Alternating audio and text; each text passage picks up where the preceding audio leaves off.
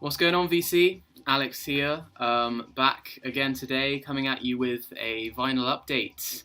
I wanted to come on here and do a vinyl update. It's been a couple of weeks now since my last video. I did a record store day video, which has got so many views already. I think I've got 1,500 views on that record store day video. So thank you to everybody who watched that and commented, and told me about their finds. And it was a really fun video to make. It was great going to record store day, picking up some cool limited edition releases, and thank you to everybody who watched that last video, because it seemed to be one of my most popular ones.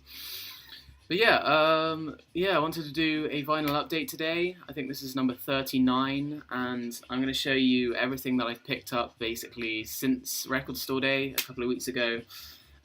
One of these records is actually one that I picked up on the day, on record store day, but it's not an exclusive release, so I wanted to hold off and show it in this video. But yeah, just gonna go ahead and show you what I've bought. Right now I'm in the middle. I'm about to start my exam week. I've got 1 week of exams here at university, and starts and ends next week. I have 2 exams in total, so pretty stressed out. I mean, revision is it's not my forte. Let's just say I'm not the best at revising for exams, but it has given me a good chance to sit here at my desk and listen or re-listen to some of my old records. Kind of sifting back through my collection, listening to some of my older stuff, and listening to these new records and taking these in. So it's been a good and bad time, I guess, and on the home straight now. Only got a week, under a week now until I finish for the summer, and then I'm off to Australia in under 3 weeks, which is just crazy. It hasn't really sunk in yet, just the fact that I'm going, the complete other side of the world in under 3 weeks, and pretty unprepared, but I'm looking forward to going out there and just experiencing what Australia has to offer. Any Australian VC members out there, if you live in Sydney, Canberra, or anywhere in the kind of southeast, let me know if there's any cool record stores that I should visit while I'm out there. It'd be cool to get some Australian pressings of maybe some old records. That'd be pretty cool. But yeah, enough rambling. Looking forward to Australia. I'm going to get into showing you these finds now. Playing in the background, as you can probably hear, is an absolutely dope album. This is by far one of my favourite dubstep albums of all time.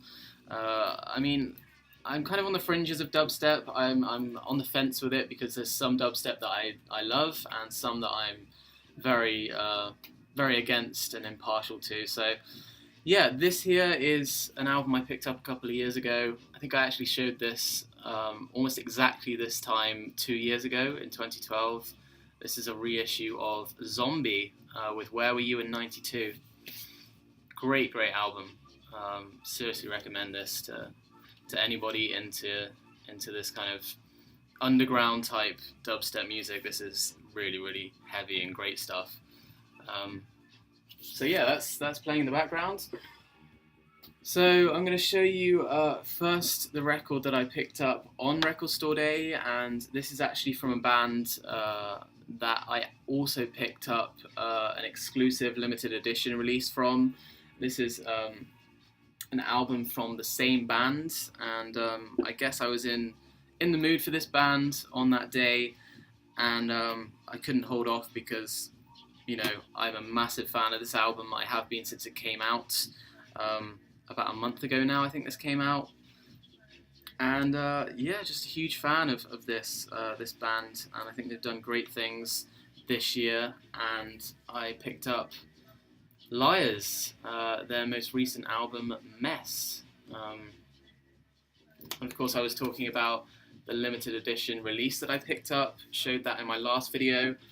Definitely the coolest thing that I've got on record store day. It was so stoked to get this. This is the Liars 12-inch for Mess on a Mission, as you can see. And I explained it on the day, but I realised actually earlier that I didn't show this close up, the actual vinyl, so I'll show you it now.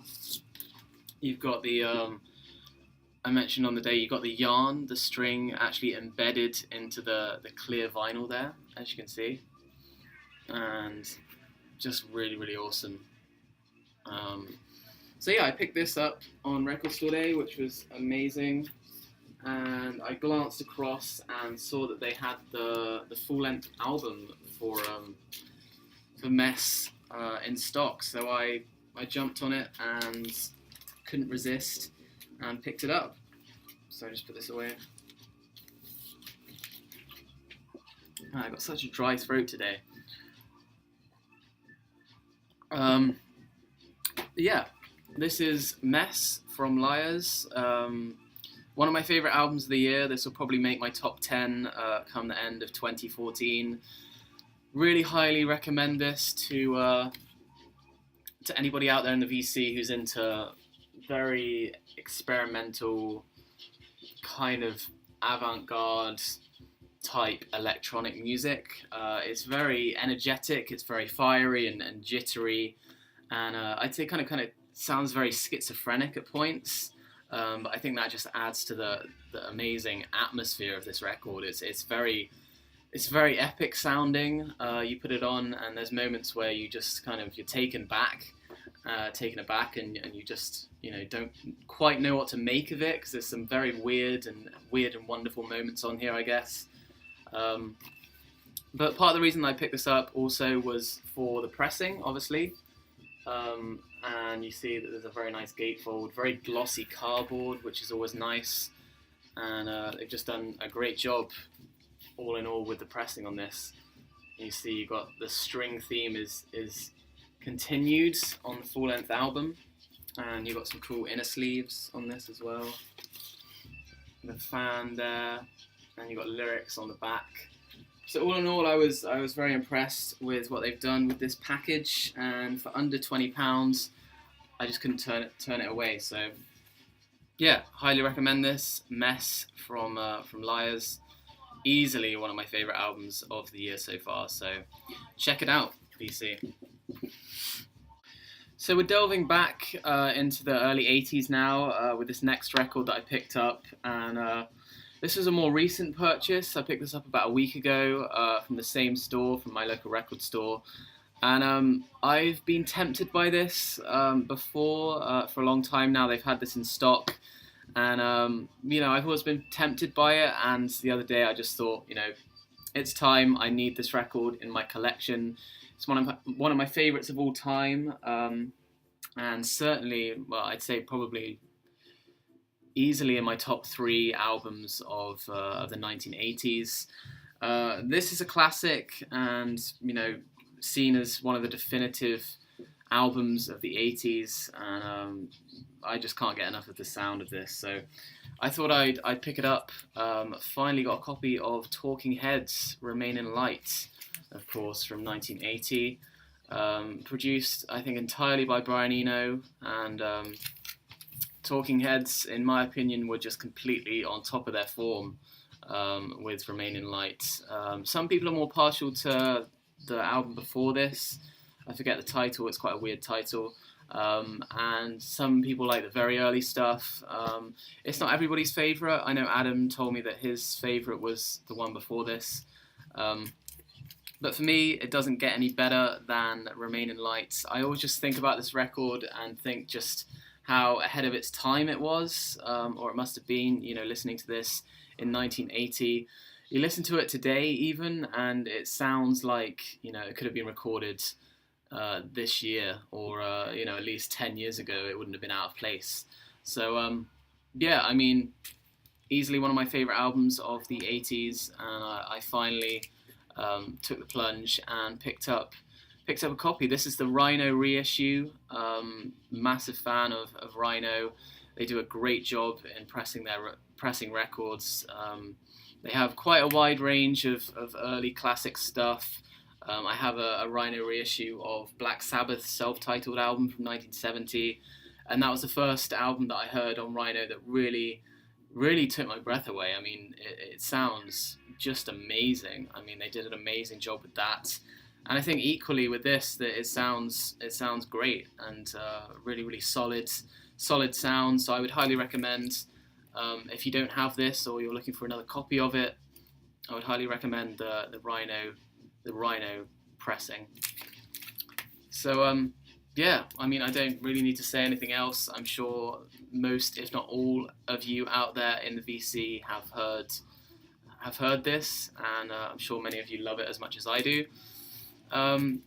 It's just incredible. I mean, it's got everything you could want, I think, from an album. It's so infectious, and you know, some of the rhythm on here, it's something about the rhythm. It's just, it gets in your head instantaneously, and it's so repetitive. There's so many kind of so many things that are repeated on here and played over and over again. It kind of sounds loopy, and I think that just adds to the effect that this has on me. And I find myself just kind of slipping into a daze, I guess, listening to this. So yeah, Talking Heads, Remain in Light.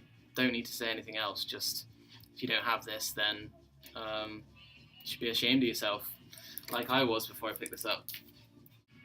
Next, we have a Secondhand record, the only Secondhand record of this video. And this was something I just kind of picked up on a whim. It's nothing special, but it's a record, so I'll show it anyway. I picked up this, which is by an artist called Domu. This is the Discotheque EP. And pretty self-explanatory with the title. This is kind of discotheque type music, very electronic, beat-driven. And I think, you know, this, you can definitely see this being used as part of a DJ set. But you know, I gave this a play in the record store. They've got a record player there that you can kind of test drive your secondhand records on, see if you like them. And I saw this, I thought the cover looked interesting, which is always a good way to gauge a quality of music. So yeah, I put this on the turntable, gave it a listen, and thought it was pretty decent. Nothing that was gonna, you know, change the world or anything, but yeah, I enjoyed it and picked it up. It was only a couple of pounds, so yeah, took the plunge and picked this up, and happy with it. I very, very much enjoyed it. Yeah, this is Domu. Don't know very much about him as an artist. I think he's a London-based music producer who originated in the kind of late 90s period, and he's put out a kind of handful of studio albums as well as a few EPs and some singles, and this is one of them. So if you ever see anything by Domu, I would definitely recommend giving it a try, or at least considering it, because it's good stuff, and I was happy with it. So that is the only second-hand find of this video. Finally, moving on to the final record now. This is another new album, very, very new actually. This only came out, I think, less than a week ago. This might have even come out this week, the very beginning of this week. And this was a very spontaneous buy for me. I normally like to give new albums, you know, a couple of listens on a different format. You know, I have Spotify, so it's a good way of testing albums before picking up vinyl copies of them. And I normally do that, you know, listen to new albums a few times before deciding whether I want to go ahead and pick it up on vinyl. But with this, I was premature, I guess. I only played this once or twice, I would say, before picking it up. I ordered this on Amazon on Tuesday, and it arrived on Thursday. And I picked up the new BadBadNotGood album. This is 3, simply titled. And I'm not sure how many of you guys out there in the VC are aware of BadBadNotGood. I've been following them for a couple of years now, a few years. Their last couple of releases, anyway, I've listened to and really enjoyed. I think, you know, they have consistently put out a very, very high standard of releases in the last few years. I really enjoyed their last album, the one before this, which was BBNG 2, which was amazing. And back then they were kind of, primarily what they were doing was kind of taking hip-hop beats and hip-hop songs and reinterpreting them and kind of putting their own spin on these songs by artists like Kanye West and Odd Future and Drake and Frank Ocean, and kind of giving them this kind of jazz post-bop style overhaul. And that's what they were doing before, but with this album here, 3, they've kind of progressed their sound a bit, and what they're doing now is, I think this album is entirely written by the band. I don't think they're doing any covers anymore. And yeah, they've kind of reshaped their sound. It's definitely got a different vibe to it, this album. They're kind of fleshing out a little bit, and it's very much more atmospheric, and I would say it sounds a bit darker in spots than some of their older releases, but it's overall it's a very atmospheric and kind of encompassing sound, and it really draws you in. And I was certainly very impressed by this. Only managed to give it a couple of spins so far, so still in the process of kind of digesting this. But yeah, any fans of modern post-bop jazz style music out there, you can't really look past Bad Bad Not Good. They're doing great stuff at the moment. And this is, in my eyes, this is a step forward. I know many people probably don't agree, but I think they're doing great things, and I think this is a step forward for them. So yeah, pick this up if you see it for a good price. I would definitely recommend it. So those are my finds, guys. Again, sorry for the lack of a vinyl that I seem to show in pretty much all of my videos. I know there are people out there in the VC that show, you know, tens upon tens of records every video, but unfortunately, I can't really afford to do that at the moment. But someday I probably will do, and I hope to carry on making these videos well into the future. So yeah, stay tuned. But yeah, thanks for watching, and thank you to everybody that watched my last video, my record store day video. Yeah, really appreciate all the interaction, and also seeing everybody else's videos, everybody else's record store day finds and thoughts, and you know, it's interesting seeing the kind of wide diversity of opinion on record store day, and you know, it's definitely one of those things that splits opinion, but yeah, it's always interesting to see people talk about it. Anyway, guys, I'll wrap the video up now. Thanks for watching, and I'll see you next time.